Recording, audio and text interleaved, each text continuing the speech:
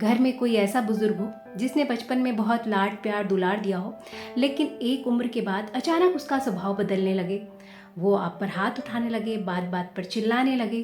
तो आखिर बुजुर्गों में ऐसा मानसिक और स्वाभाविक बदलाव क्यों होता है? ऐसे बदलाव से परिवार वाले किस तरह परेशान होते हैं और ऐसे बुजुर्गों के इलाज के लिए हिंदुस्तान में क्या कोई व्यवस्था है? ये कहानी सुधा मूर्ति जी की किताब something happened on the way to heaven से ली गई है। इस कहानी के लेखक सौरभ कुमार के दादाजी की ये कहानी है। सौरभ कुमार अपने माता पिता और बहन के साथ मुंबई के सबर्ब्स में रहते थे, वहीं उनके दादा दादी दक्षिण मुंबई में रहते थे। वो कहते हैं कि मेरे दादाजी बहुत ही खुश मिजाज और पॉजिटिव इंसान थे। वो मुझे और मेरी बहन को रसगुल्ले और पेड़े लाकर खिलाया करते थे। हमें रामायण की कहानियाँ पढ़ने पर जोर देते थे, बुक स्टोर ले जाया करते थे।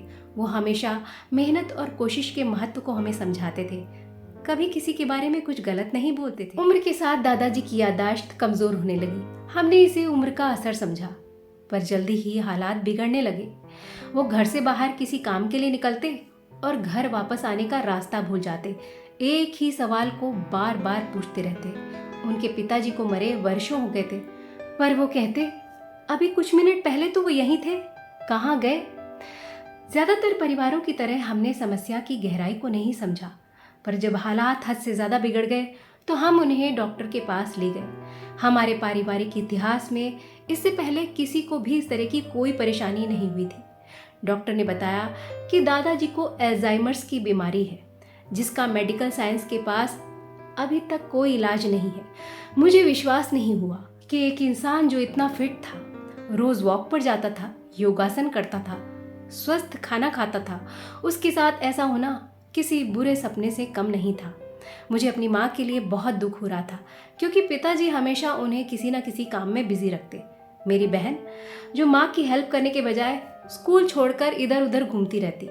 मैं गणित के सवालों में उठापटक किया करता, पर अब मैंने दादाजी के पास और समय बिताने का निर्णय लिया, क्योंकि अभी भी उनके पास बैठना मुझे अच्छा लगता था। वो भले ही वही बातें बार बार करते, मगर वो अपने कॉलेज की बातें करते, लाहौर के उस घर की बातें करते जहाँ वो अपने दोस्तों के साथ बड़े हुए। उनके इस हाल से मेरी दादी बिल्कुल एडजस्ट नहीं कर पा रही थी।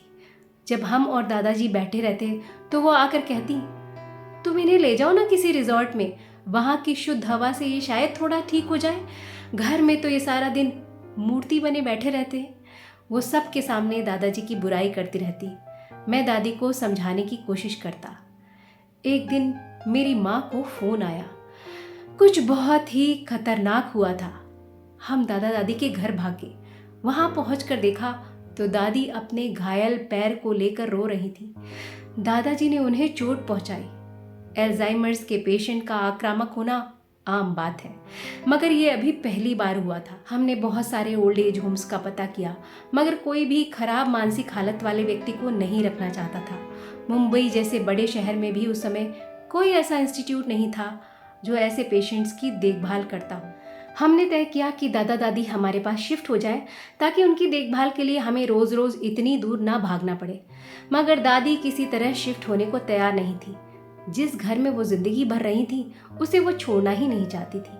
उन्हें अपना रोज गार्डन बहुत प्यारा था, और वो रोज गार्डन प्यारा था भी। लाल, सफेद, पीले हर रंग के बहुत खुशबूदार गुलाब थे उसमें।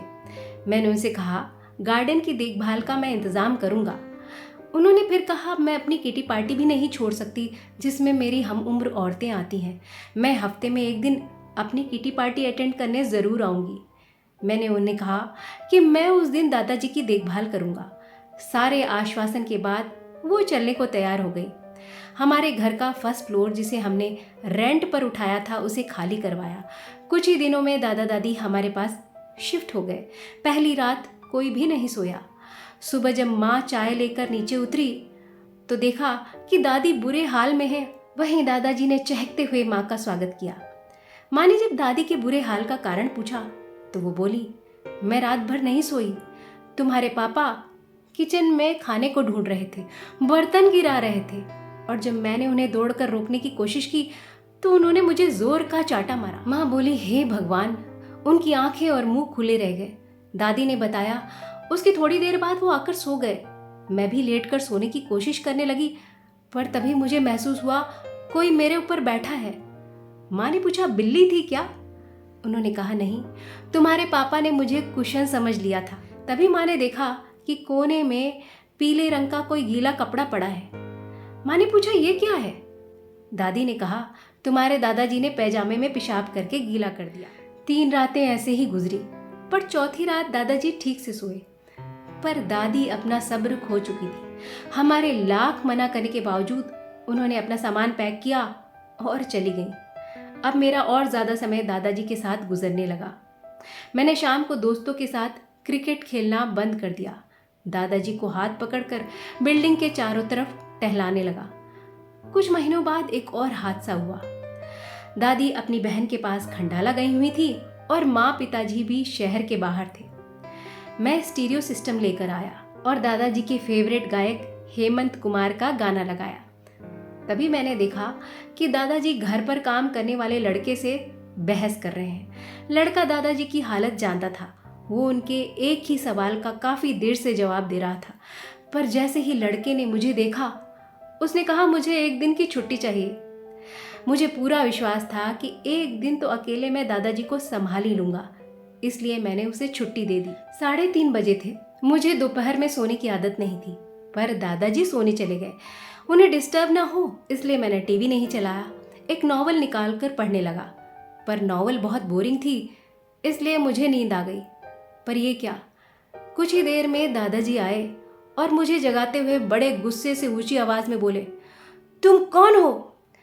मैंने जवाब देते देते उनका चेहरा देखा। मैं आपका पोता सौरभ हूँ।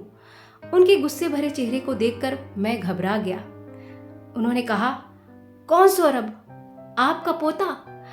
मेरा कोई पोता नहीं है, निकल जाओ यहाँ से। पर मुझे आपकी देखभाल के लिए यहाँ रहने की ज़रूरत है। मैंने कहा ना, बाहर जाओ। शांत हो जाइए दादाजी। उन्होंने अपनी आस्तीन मोड़ी, दौड़ते हुए मेरी तरफ आए और ज़ोर से चिल्लाए, मुझे ऐसा कुछ करने पर मजबूर मत करो जिस पर बाद में मुझे पछतावा हो। इस बार मैं ऊंची आवाज़ में ज़ोर से चिल्लाते हुए बोला, प्लीज़ दादाजी बैठ जाइए। मेरे इस अनपेक्षित व्यवहार को देखकर वो बड़बड़ाते हुए कमरे में चले गए। मगर ये क्या, थोड़ी ही देर बाद वो फिर बाहर निकल कर आए। उन्होंने फिर कहा, अभी तक तुम गए क्यों नहीं? इससे पहले कि मैं कोई जवाब देता, भम, एक जोर का घूसा मेरे गाल पर आकर पड़ा। मेरी बाईं आंख बाल बाल बच गई और फिर से दादाजी अपने कमरे में चले गए। दरवाज़ा बंद कर लिया। मैं अपने घायल गाल को सहला रहा था, उसका इलाज कर रहा था कि तभी दादाजी फिर से बाहर निकले। उनके दोनों हाथ पीछे थे। उन्होंने पहले अपना दाहिना हाथ आगे किया, मेरे गालों को सहलाया। इस मार से मेरी आंखों से आंसू निकल आए थे। उन्होंने मेरे आंसू भी पोंछे और फिर बायां हाथ बाहर किया और मुझे एक लाल रंग का खूबसूरत गुलाब पकड़ाया। लेखक ने भले ही कहानी को यहीं खत्म कर दिया, लेकिन ये बहुत बड़ी सच्चाई है कि शारीरिक रूप से अस्वस्थ परिजनों को संभाला जा सकता है, लेकिन मानसिक रूप से अस्वस्थ परिजनों को घर पर रखना, उन्हें संभालना बहुत मुश्किल होता है। आज मुंबई और बहुत सारे बड़े शहरों में ऐसे हॉस्पिटल्स हैं जो ऐसे पेशेंट्स को रखते हैं, मगर उन्हें सिर्फ दवा देकर कंट्रोल करते हैं, उसका कोई इलाज नहीं है। और ये बहुत ही दुख की बात है कि ऐसे हॉस्पिटल्स बहुत महंगे हैं। तो ऐसे हॉस्पिटल्स को अपनी फीस कम करनी चाहिए ताकि गरीब भी इनकी सेवा का लाभ उठा सके। तो ये कहानी अच्छी लगी हो तो वीडियो को लाइक करिएगा, शेयर करिएगा और चैनल को सब्सक्राइब ज़रूर करिएगा।